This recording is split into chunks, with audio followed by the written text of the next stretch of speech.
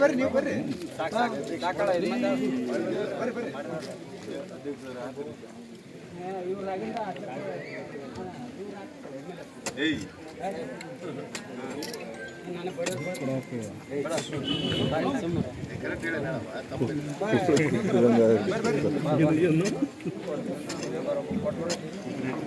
ಇಲ್ಲಿ ನೋಡ್ರಿ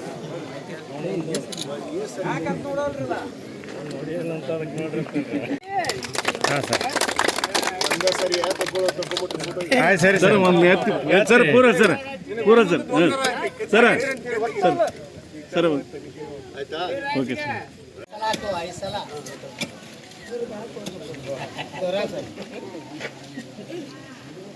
ಆಗೋದು ಸಂತೋಷ ಆಗೋದು ಪೂಜೆ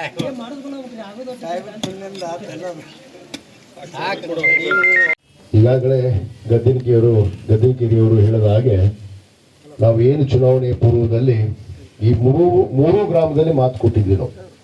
ನಾವು ಅಧಿಕಾರಕ್ಕೆ ಬಂದರೆ ಏನೇನು ಅಭಿವೃದ್ಧಿ ಕೆಲಸಗಳನ್ನು ಮಾಡಬಹುದು, ಗ್ರಾಮೀಣದಲ್ಲಿ ಇರುವಂಥ ಅನೇಕ ಸಮಸ್ಯೆಗಳು, CC ರಸ್ತೆ, ದೇವಸ್ಥಾನ, ಶಾಲಾ ಕಟ್ಟಡ, ಕುಡಿ ನೀರಿನ ವ್ಯವಸ್ಥೆ, ಮೂಲಭೂತ ಸೌಕರ್ಯಗಳನ್ನು ಒಳಗೊಂಡು ಇವೆಲ್ಲವನ್ನ ಮಾಡ್ತೀವಿ ಅಂತೇಳಿ ನಾವು ಏನು ಭರವಸೆಯನ್ನ ಕೊಟ್ಟಿದ್ವಿ. ಆ ರೀತಿಯಲ್ಲಿ ಇವತ್ತು ಸುಮಾರು 2.5 ಕೋಟಿ ರೂಪಾಯಿ ವೆಚ್ಚದಲ್ಲಿ ಇವತ್ತು ಚಿತ್ತವಾಡಿ ಗ್ರಾಮಕ್ಕೆ ಸುಮಾರು 1.5 ಕೋಟಿ ರೂಪಾಯಿ ಮತ್ತು ನಮ್ಮ ವೀರಾಪುರಕ್ಕೆ ಸುಮಾರು 60 ಲಕ್ಷ ರೂಪಾಯಿ CC ರಸ್ತೆ, ಅದೇ ರೀತಿ ಸುಮಾರು 70 ಲಕ್ಷ ರೂಪಾಯಿ ಚಿಕ್ಕಬಾದವಾಡಿಗೆ ಅಲ್ಲಿ CC ರಸ್ತೆ ಮುಖ್ಯ ರಸ್ತೆ ಕೂಡ ಡಾಂಬರೀಕರಣ ಆಗೋದ್ರ ಬಗ್ಗೆ ಈಗಾಗಲೇ ನಾವು ಭೂಮಿ ಪೂಜೆಯನ್ನು ನೆರವೇರಿಸಿದ್ವಿ.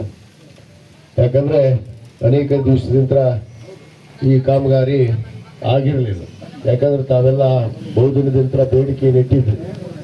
ಯಾಕಂದ್ರೆ ಈ ರಸ್ತೆಯನ್ನು ಕೂಡ ಚಿತ್ತವಾಡಿಗಿಂತ ಹುಡುಗನ ರಸ್ತೆಯನ್ನು ಕೂಡ ನನ್ನ ಅವಧಿಯಲ್ಲೇ ಹಿಂದೆ ನಾನು ಪೂಜೆ ಮಾಡಿ ಹೋಗಿದ್ದೆ, ಮುಂದೆ ಬಂದು ಮತ್ತೆ ಪೂಜೆ ಮಾಡಿ ಮತ್ತೆ ಚಾಲೂ ಮಾಡಿದ್ರು ಅವರು. ಆದ್ರೆ ಅನುದಾನ ನನ್ನ ಸರ್ಕಾರದಲ್ಲೇ ನಮ್ಮ ಮಾನ್ಯ ಮುಖ್ಯಮಂತ್ರಿಗಳಂತ ಸಿದ್ದರಾಮಯ್ಯ ಸಾಹೇಬರು ಇವತ್ತು ಆ ಅನುದಾನವನ್ನು ನೀಡಿದ್ರು ಈ ಮುಖ್ಯ ರಸ್ತೆಗೆ. ಅದ್ರ ಜೊತೆಗೆ ನಾ ಬ್ರಿಡ್ಜ್ನು ಹಾಕಿದ್ದೆ, 4 ಬ್ರಿಡ್ಜ್ಗಳನ್ನು ಕೂಡ ಹಾಕಿದ್ದೆ. ಇಲ್ಲಿ ಏನು ಬಹಳಷ್ಟು ಅವಶ್ಯಕತೆ ಅದಾವ ಬ್ರಿಡ್ಜು. ಆ ಬ್ರಿಡ್ಜು ಯಾವ ರೀತಿ ಕ್ಯಾನ್ಸಲ್ ಆಗುವ ಏನು ಮಾಡಿದ್ರು ಗೊತ್ತಿಲ್ಲ ನನಗೆ. ಆ ಇಲಾಖೆಯಲ್ಲೇ ಸ್ವಲ್ಪ ಹಿಂದಿನ ಆಡಳಿತ ಮಾಡುವಂಥ ಇಲ್ಲಿ ಸರ್ಕಾರ ಇರ್ಬೋದು, ಶಾಸಕರು ಆ ಒಂದು ಕಾಮಗಾರಿಯನ್ನು ಇವತ್ತು ರದ್ದು ಮಾಡಿದ್ರು ಅನ್ನೋದ್ರ ಬಗ್ಗೆ ಕೂಡ ನನ್ನ ಗಮನಕ್ಕಿದೆ, ತಮ್ಮ ಗಮನಕ್ಕೂ ಕೂಡ ಇರುವಂಥದ್ದು. ಬಹುತೇಕ ಏನು ತಾವು ಬೇಡಿಕೆಯನ್ನು ಇಟ್ಟಿದ್ದೀರಿ, ಈ ಸೇತುವೆಗಳನ್ನು ಈಗಾಗಲೇ ನಾನು ಸರ್ಕಾರಕ್ಕೆ ಶಿಫಾರಸನ್ನು ಮಾಡಿದ್ದೀನಿ. ನಮ್ಮ KRDCL ಅಲ್ಲಿ ಕರ್ನಾಟಕ ರೋಡ್ ಡೆವಲಪ್ಮೆಂಟ್ ಕಾರ್ಪೊರೇಷನ್ ಅಡಿಯಲ್ಲಿ ಬ್ರಿಡ್ಜನ್ನು ಅಷ್ಟೇ ಮಾಡುವುದು. ಆ ಬ್ರಿಡ್ಜಲ್ಲಿ ಅಲ್ಲಿ ನಾನು ಈಗಾಗಲೇ ಶಿಫಾರಸನ್ನು ಮಾಡಿದ್ದೀನಿ. ಅದು ಕೂಡ ಈ 3 ಸೇತುವೆಗಳು ಕೂಡ ಶೀಘ್ರದಲ್ಲೇ ಮಂಜೂರಾತಿ ಆಗ್ತಾವೆ. 3 ಬ್ರಿಡ್ಜನ್ನು ಈ ಅವಧಿಯಲ್ಲಿ ನಾನು ಮಾಡಿಕೊಡ್ತೀನಿ ಅನ್ನೊಂದು ಭರವಸೆಯನ್ನು ನಾನು ಕೂಡ ಇಷ್ಟಪಡ್ತೀನಿ. ಯಾಕಂದ್ರೆ ಬಹಳ ದಿವಸದಿಂದ ಬೇಡಿಕೆ ಇರುವಂಥದ್ದು, ಅದು ಜನರಿಗೆ ತೊಂದರೆ ಆಗುವಂಥದ್ದು. ಆ ನಿಟ್ಟಿನಲ್ಲಿ ಇವತ್ತೇನು ನಮ್ಮ ಗ್ರಾಮಸ್ಥರು ಮತ್ತು ನಮ್ಮ ಶಿಕ್ಷಕರು ಬಸವರಾಜ್ ಗೌಡರವರು ಏನಿಲ್ಲಿ ಬಹಳ ವರ್ಷದಿಂದ ಅವರು ಶಿಕ್ಷಕರಾಗಿ ಸೇವೆಯನ್ನು ಸಲ್ಲಿಸ್ತಾ ಬರ್ತಾ ಇದ್ದಾರೆ.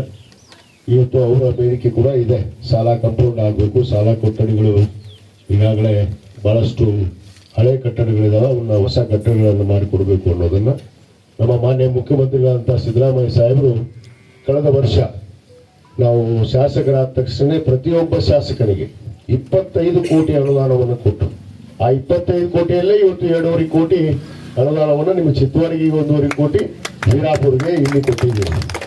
ಆ 25 ಕೋಟಿಯಲ್ಲಿ ಈಗಾಗಲೇ ಸಮಗ್ರ ಕಾಮಗಾರಿ ನಮ್ಮ ತಾಲೂಕಿನಲ್ಲಿ ನಡೆದು ಬರ್ತಾ ಇದೆ.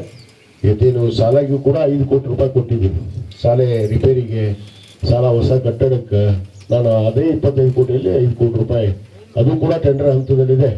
ಬಹುತೇಕ ಚಿತ್ತವಾಡಿಗೆ ಸಾರಿ ಕೂಡ ಇರಬೇಕು. ಅದನ್ನ ನೋಡ್ರಿ, ಇವ್ರ ಬೇಡಿಕೆ ಕಾಂಪೌಂಡ್ ಇದೆ.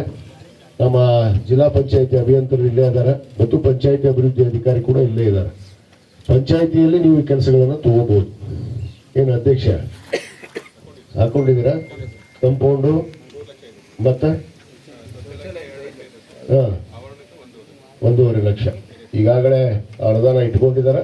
ಅದನ್ನು ತಕ್ಷಣ ಚಾಲೂ ಮಾಡಿ ಆ ಪಂಚಾಯತಿ ಅಭಿವೃದ್ಧಿ ಅನುದಾನದಲ್ಲಿ ಅದನ್ನು ಮುಗಿಸ್ಕೊಡುವಂಥ ಕೆಲಸ ಮಾಡ್ತಾರೆ ಅನ್ನೊಂದು ಮಾತನ್ನು ಕೂಡ ಹೇಳ್ತಾ, ಅದರಲ್ಲಿ CC ರಸ್ತೆ ಆಗಬೇಕು ಅಂದ್ರೆ ನೀವೆಲ್ಲ ಗ್ರಾಮಸ್ಥರ ಸಹಕಾರ ಕೊಡಬೇಕು.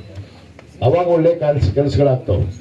ಆ ರಸ್ತೆ ಬದಿಗೆ ಡ್ರೈನ್ ಮಾಡುವಂಥ ಸಂದರ್ಭದಲ್ಲಿ ಇರ್ಬೋದು, ಅಲ್ಲಿ ಒತ್ತುವರಿ ಆಗಿರ್ತಾವೆ. ನೀವು ಒತ್ತುವರಿ ಕಟ್ಟಿ ತೆಗೆಯೋದಿಲ್ಲ, ನಾನು ತೆಗೆದಿರ್ತೀನಿ ಮನೆ ಮುಂದೆ ತೆಗೆಯೋದಿಲ್ಲ, ಅದ್ರ ಕೆಲಸಗಳು ಸರಿ ಆಗೋದಿಲ್ಲ.